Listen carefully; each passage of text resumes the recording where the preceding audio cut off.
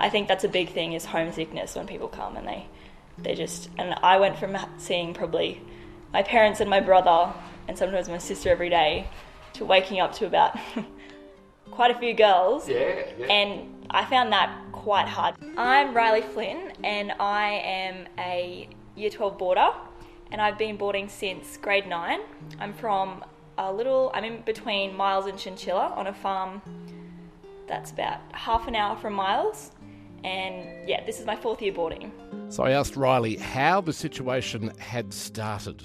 Well, I'd heard, because through Distance Ed, that's kind of, like, not everyone, but it's kind of the basic thing that once you get to high school, so you'll do Distance Ed and then you'll get sent away to boarding school for high school. And so I'd heard a lot of stories through then about people's experiences.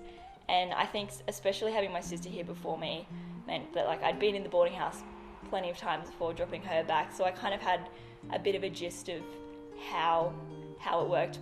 So our theme for the year is every face has a place, and I think that having a smaller community enables us to all know who's who, know each other well. Like, each face is familiar to each person. I know when I was growing up, one of the big factors that I was always curious about, not knowing anyone who went to boarding school, was how do you get to choose who's in the room with you? How many kids to a room? What if you don't get along? So I asked Riley about those things. When you start off in year 7 and 8 and, like, the younger grades, everyone's all, like, you're pretty much all with your grade.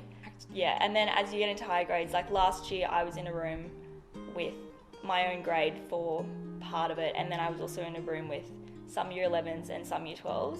And I think that being with someone older than you I think it's good for the younger grades because it helps them mature a little bit, and because they kind of have an example to look up to for the older grades.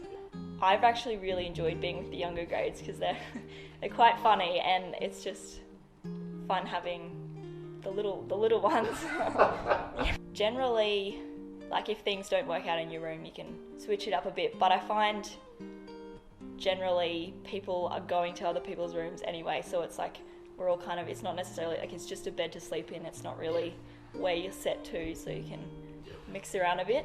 So what's the hardest thing about going to boarding school, particularly in those first few weeks? Definitely just finding where my place was, and I found I just didn't like having spare time where I was sitting around thinking about home. I found that quite hard, but I think the best thing for me with that was extracurricular activities, and the day school and boarding offers so many things that you can do to get your mind off. Like, if you're struggling with school, if you're struggling with boarding, and I've gotten into sports, so I've done some futsal, some soccer, I've done volleyball, and I just think that's what I'm trying to get the younger girls into, because it just, when you're homesick, it just gives you, like, it takes your mind off it, so I think it's really important. Because routine is such a big thing here, and, like, it has to for things to work smoothly.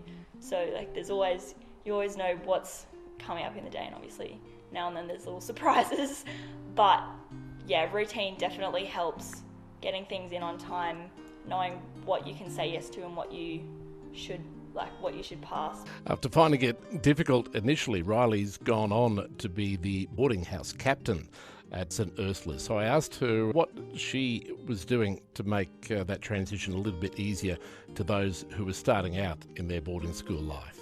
My main role for this year, I just think it's giving girls the sense that they can always come up to me and always feel like there's always someone to call on. Like, you don't have to keep it in yourself. There's Jodie and Miss P who are more than willing to have a chat, and I know Jodie's often good, like, late night if you've just had a rough day, if you've got a lot of things to do and you just don't know where to start, you'll have a hot Milo with Jodie, and I think that's really important as well. Gotcha. It's like a quasi-mum almost. Yeah, exactly. Yeah, fair enough. Yes.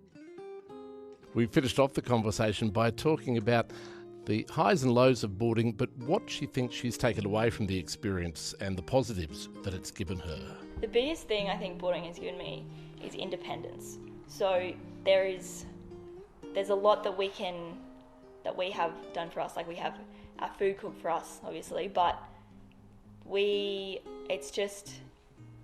getting to do things on your own, and really with study time, like setting things out for yourself and making sure you're getting things done, and then making sure you're on time for things, like in time for if you're going to music practice or a sporting thing, like just knowing where you have to be, being on time, and having a routine has also, I definitely think, has helped me and will continue to help me.